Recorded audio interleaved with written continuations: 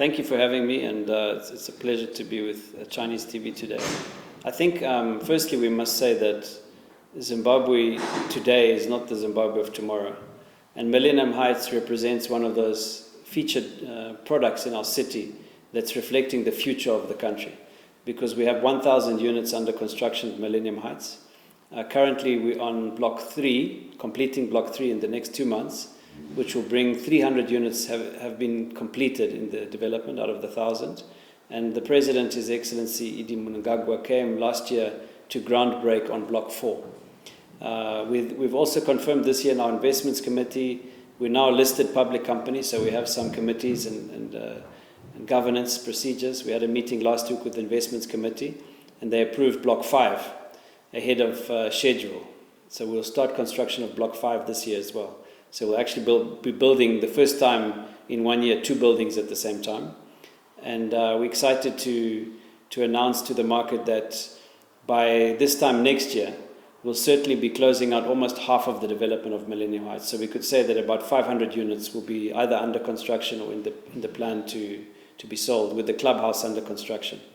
Millennium Heights Flats fits into Millennium City, which is the larger development of Millennium Park. And there we have a mall, the Mall of Zimbabwe, the largest mall in Zimbabwe being constructed on Border Road. We have Pokogara houses, where we're now building 70 units. 42 are under construction as we speak, and that's going very well. And we've had many Chinese nationals come to us as our clients to buy product from us. So I think they're very satisfied with the quality that we're bringing, because we're bringing a more modern look to the architectural designs that we have. In fact, we've coined the saying, we're bringing Dubai to Zimbabwe. By that, what are we saying? That people like to visit Dubai because of the beautiful architecture, modern buildings. Why should we not have the same in Zimbabwe? And when we look at the densification of the city, for a long time in the past, we've not densified the city. So the time has now come where we have to build up. So in WestProp, we're saying we're going up in quality, we're going up in height. So if you look at the first building in Millennium Heights, it was 2 floors. The second building was 3 floors. The third building now under construction is 4 floors. The first building with a lift. The first building with glass balconies. The first building that is vertically green garden. So we're planting whole trees on the balconies of the building. And we're making the building not only green in terms of the vegetation, but also green in terms of the technology. So we're putting solar panels on the roofs and solar panels on the carports. We actually become sustainable, self-sustaining, where the whole electrical requirements of the residents can be provided from our own generation of solar power. So green energy is definitely one of the things we're looking at, alternative energy, gas reticulation. It's the first building that we've got bulk gas storage underground, and the reticulation is done internally to all the units, so they can buy gas from us as well.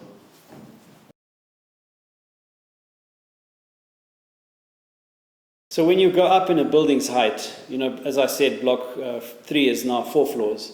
Block 4 is 6 floors. Block 7 will be 8 floors. Block 9 will be 10 floors. So in that area, we'll go up to 10 floors. When you do that, you create more units on the same land that was utilized underneath. And that then helps the city to have less pressure on land, because there's high demand of housing units. We know there's between 1 and 1.5 million backlog of homes in Zimbabwe. And the land availability is becoming less. So by densifying and going up in height, you allow more units to be created on the same land.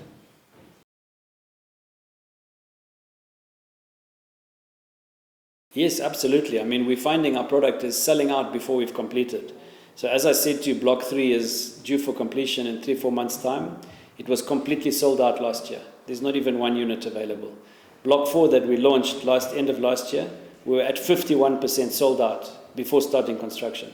So we're finding that the demand of our product is very high, and we actually don't build a building unless we reach a minimum threshold of like 40% sales. And in our case, we think that the market is still growing. Pricing is still quite low, although some people say Zimbabwe is expensive property. If you look at the neighbors, if you look at the region, if you look at international standards, of course, we're much cheaper still in Zimbabwe. So I think we could expect the market prices to double over the next 3 to 5 years. And we're taking advantage of that with our clients that come in early. When they bought on Block 1, they were paying maybe $25,000 to $30,000 a unit. Block 2, maybe 30, 35. Block 3, 35 to 50. and block 4 is now between 50 and 70,000. So people that bought early at the 20s are now gaining because the property has grown almost 3 times in price. And they're also renting out those units. Some of them are rented for $70 a day on Airbnb or $100 a day. A nice one-bedroom flat, it's better than a hotel room. At $100 a day, it's affordable for visitors. But then their return is very high. In a month, they can get $2,000 or $3,000 back on that rental, which is double-digit return. So I think it's a model that's working well for us as a developer, and it's working well for our customers. It also fits into our plan of putting 1 billion bricks in the ground by 2050. I'm sure you've heard we're one of the futuristic companies in Zimbabwe. I always say I'm not living in today or tomorrow or next month or even next year's market. I'm living in the market of 2050, 26 years' time. Why we say that is because we know from now until 2050, we are putting 1 billion bricks in the ground to build Zimbabwe. Brick by brick, we're putting up Zimbabwe. We know that it takes 1 billion bricks to build all the buildings on the land that we currently own.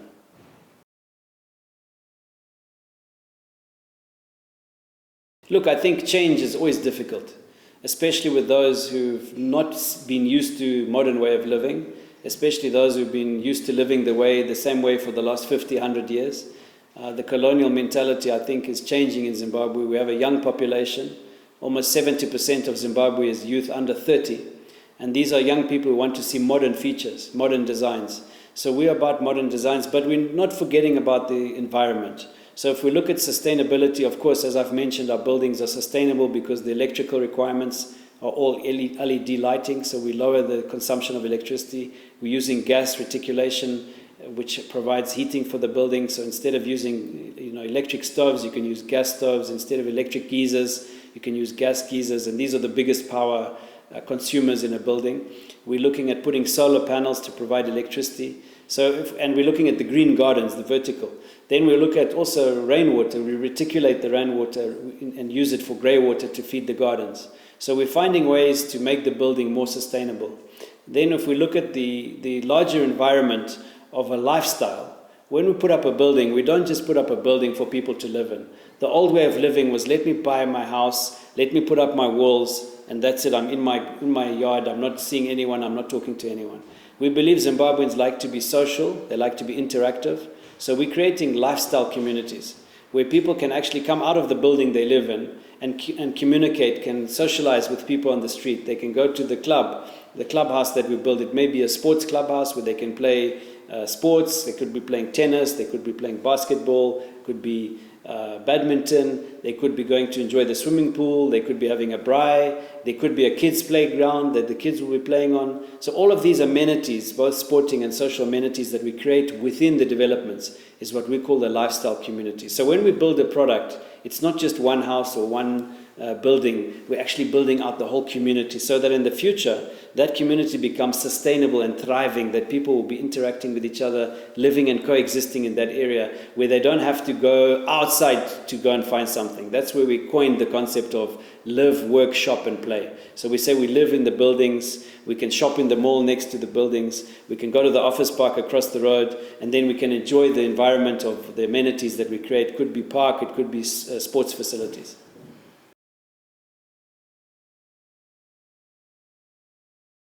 I do think young people have a different outlook on life to the older people. You know, I'm actually a millennial. I was born in 1973. I'm now 51. I'm assuming you're a Gen Z, born somewhere in the 90s? Yes. Okay. And then after you came Generation A, Alpha generation. So if you look at your Generation Z and A, the way that you are looking at lifestyle is very different to the way I looked at it, and it's very, very different to my parents' way of lifestyle.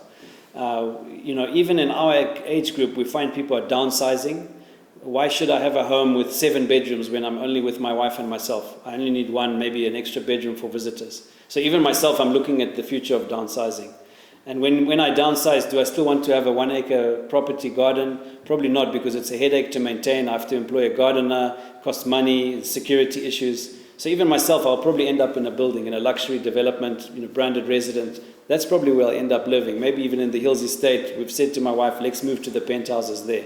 So even me as an older maybe generation than you, I'm looking at changing my lifestyle. But for you as a young generation, I think that generation prefers modern facilities. They prefer to have technology available.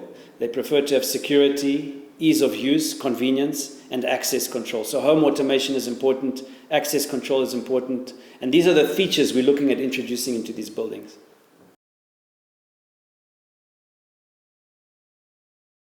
Yeah, I think people are hedging all the time. Inflation in local currency and Zim dollar has been a problem throughout the history of the last 20 years of Zimbabwe. It continues to be a problem. So people trust US dollars, and they're looking at assets or classes of assets that they can put US dollars into to keep their money safe.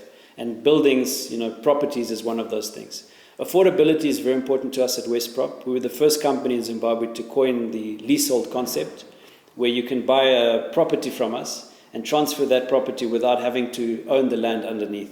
Then you lease the land from us. So that reduces the cost of the investment. We also look at payment terms. We've issued mortgages. We have more mortgages in our business than the banks in Zimbabwe have. There's no bank in Zimbabwe that has a mortgage book as big as our mortgage book. We issued 10-year mortgages, and then we had to reduce it to 5 years. We offer payment terms as well for our clients, flexible payment terms. So we try and accommodate people's affordability levels. But of course, we are not aiming at the low-income homes. We're aiming at middle and upper income in our product offering.